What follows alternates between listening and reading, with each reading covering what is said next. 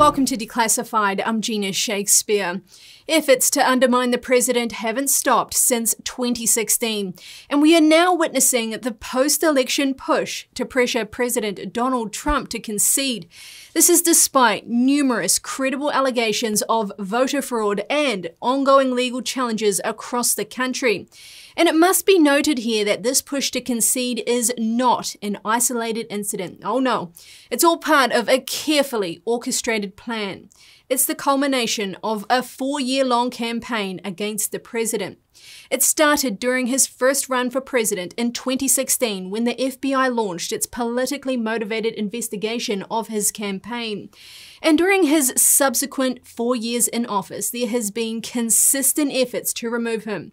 First, it was through the Russia collusion narrative, and then through impeachment. They've not only dragged the President of America through all this, but this is an all-out assault on the American public. Here at the Epoch Times and Declassified would like to provide you with an overview of some of the main efforts made against the sitting president. Please take the time to pull up the infographic that is designed to accompany this video. The link is in the description box. And while you're there, please remember to hit like and subscribe so more Americans have access to this content. And while on this point, I would like to mention that the Epoch Times will not declare a winner of the election until all results are certified and any legal challenges are resolved. What we are seeing today is an issue that transcends party lines, as it is not only an assault on Trump, but an assault on the office of the presidency, and with it, an assault on the foundation of America. It's important that we get an overview right now so you don't get lost in the noise. I'm going to walk you through 14 attempts that have been made to undermine the president, starting with the politically motivated investigation. In 2016, the FBI under the Obama administration launched a politically motivated investigation of the Trump campaign. Based on publicly available information, we know that the investigation was initiated based on the thinnest of evidence. What was it? It was based on some remarks made by a junior Trump campaign advisor to the Australian ambassador in London. In reality, the investigation primarily relied on the discredited Steele dossier. That was put together by former MI6 agent Christopher Steele on behalf of the Clinton campaign and the Democratic National Committee. And that was the beginning of the Trump-Russia shadow, which brings me to number 2. The FBI's Crossfire Hurricane investigation itself did not find any evidence of Trump-Russia collusion. However, the ongoing investigation was damaging. It included selective leaks to the media and created the public narrative that Trump had colluded with Russia to win the 2016 election. This cast a dark shadow over the first years of his presidency and constrained his actions both domestically and internationally. Some members of Congress took it all a bit far. They called for Trump's impeachment over these false allegations. Over to number 3, the issue with the FBI under Comey and McCabe. The FBI under Director James Comey and Deputy Director Andrew McCabe proactively worked against Trump. McCabe was directly involved in the Crossfire Hurricane investigation. You may remember he worked with FBI agent Peter Strzok and FBI attorney Lisa Page. Trump fired Comey, that was in May 2017, and straight after that, McCabe actively pushed the agency to investigate Trump further. McCabe's FBI went as far as suggesting that Department of Justice official Bruce Ohr reach back out to Steele. That was despite the fact that many of the claims in his dossier had been disproven by that time, and despite the fact that the FBI had cut ties with him over his leaks to the media. And speaking of the media, that brings me to number 4. Of course, after this, I have 10 more key points, so stick with me. If you are enjoying this video, be sure to hit like and subscribe right now. That will mean that YouTube has to share this video with more people. I think it's fair to say that one of the most powerful forces working against Trump during his presidency has been the media. Over the past 5 years, they have relentlessly published skewed and inaccurate information about Trump. They've minimized and ignored his accomplishments, and at the same time, they've portrayed him publicly as an illegitimate president. This type of reporting has had a very negative effect on the Republic. It's created a climate of anger, hate, and instability in America. It has resulted in threats made to the president's life and acts of violence against his supporters.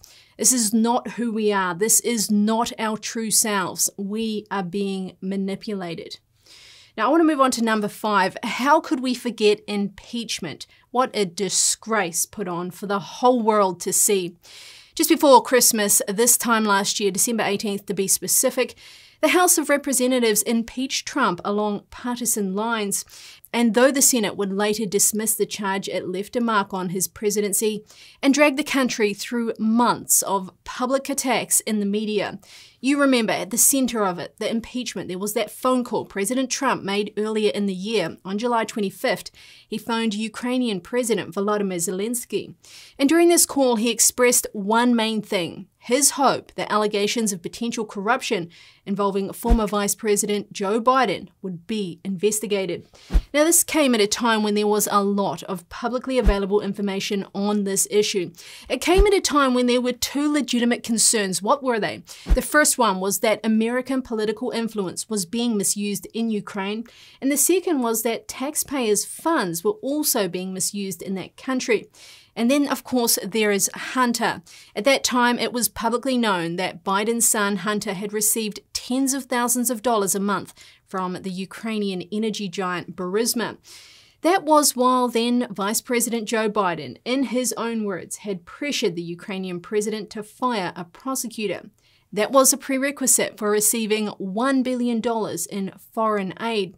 Remember, that's the prosecutor who had been investigating the Ukrainian energy company Burisma, as well as its board, which included Hunter Biden. Now, coming in at number 6 is the Ccp virus.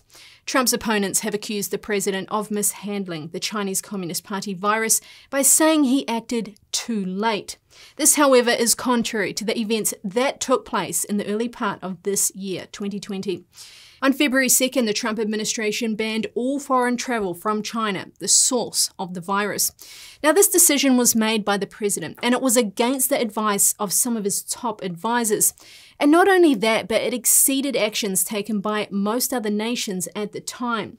Meanwhile, his opponents in politics and media described it as xenophobic and an overreaction.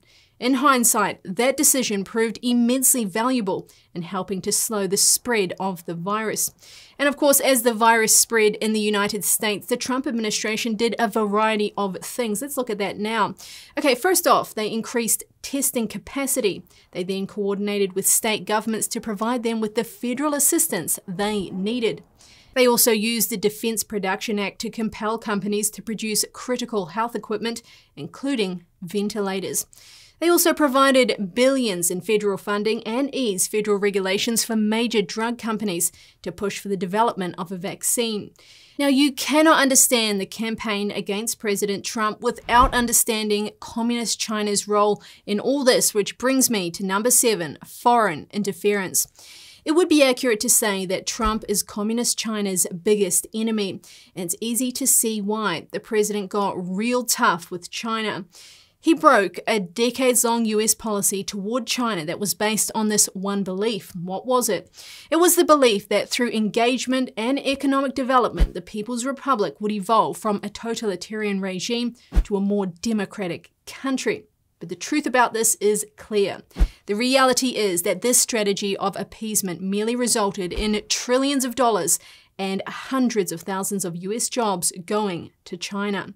And instead of becoming more democratic with time, the Chinese regime used this wealth to advance its dictatorship. They created the most technologically advanced tyranny the world had ever witnessed, and we haven't seen the end of it yet. But it's coming. No one can stop what is coming. The Chinese regime has consistently worked against Trump during his presidency, both publicly and behind the scenes. Beijing has used its domestic and overseas propaganda channels, often by relying on the United States' own media, to vilify Trump.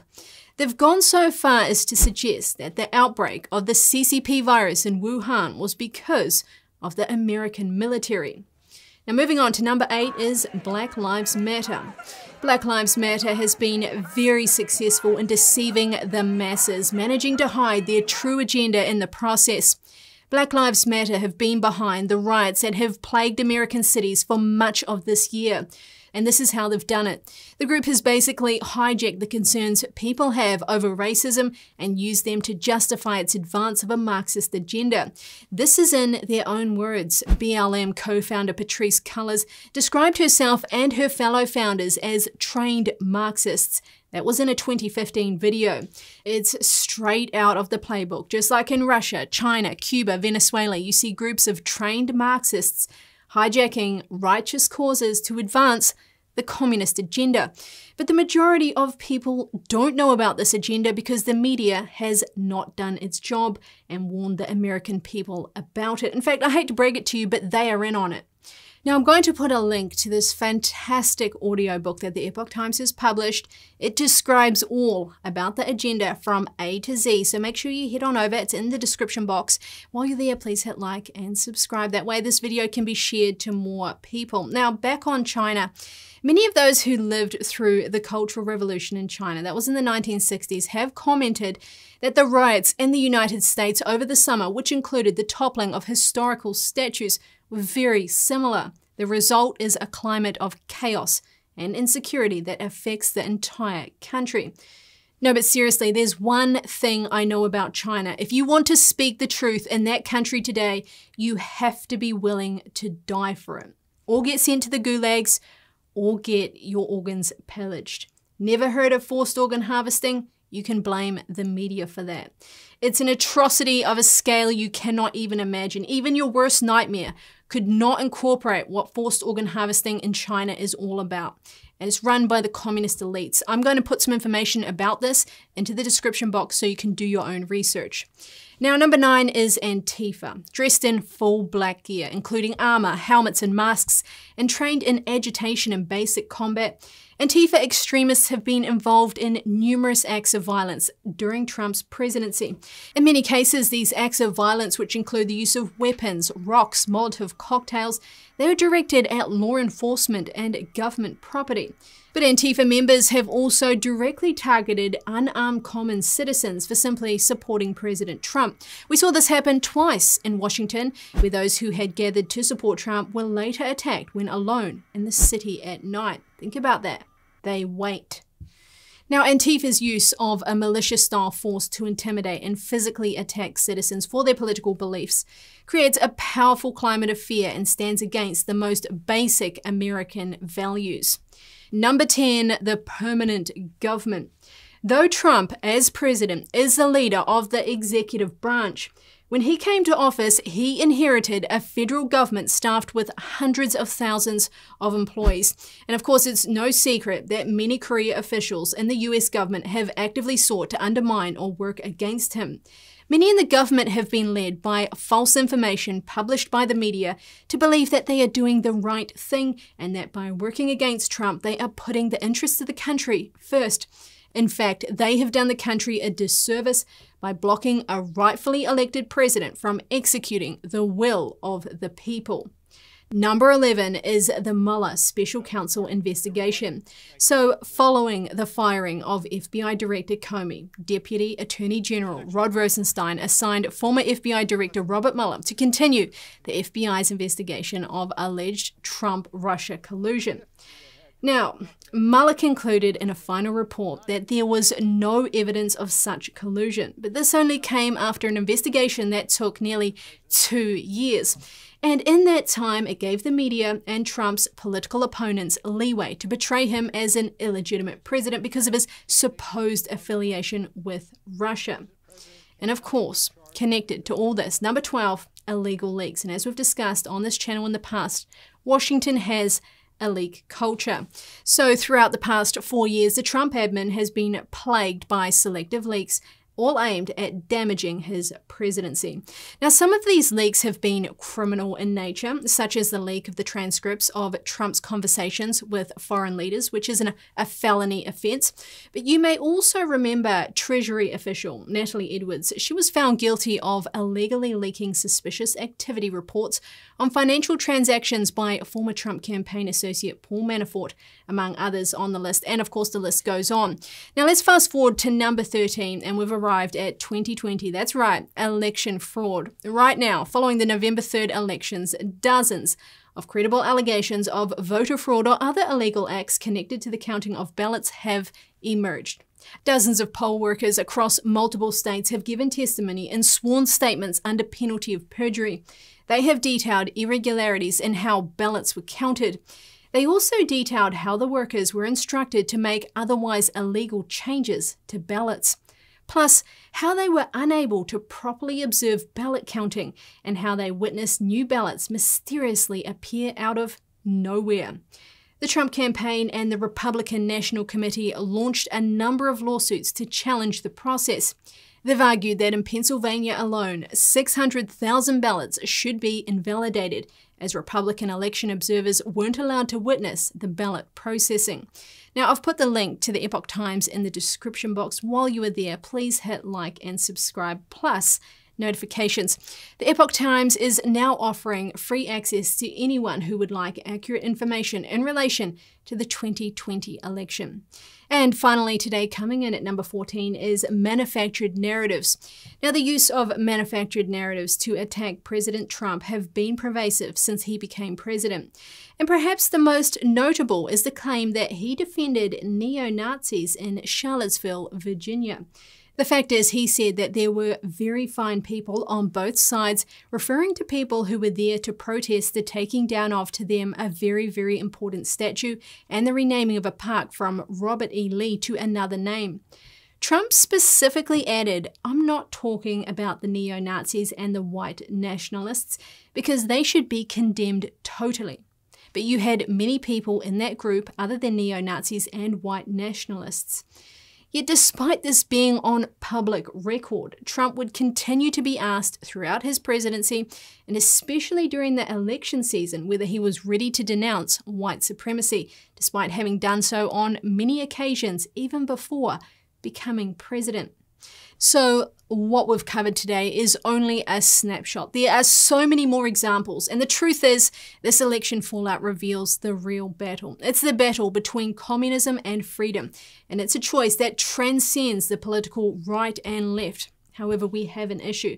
Not a lot of people know about what's really going on, so please take the time to hit like and subscribe and recommend this channel and the Epoch Times to your friends and family. Once again, thank you so much for tuning in to this episode. Indeed, we've covered so many points, and I'm so grateful that you are here with me. From all of us at the Epoch Times and Declassified, have a wonderful week. We look forward to seeing you very soon.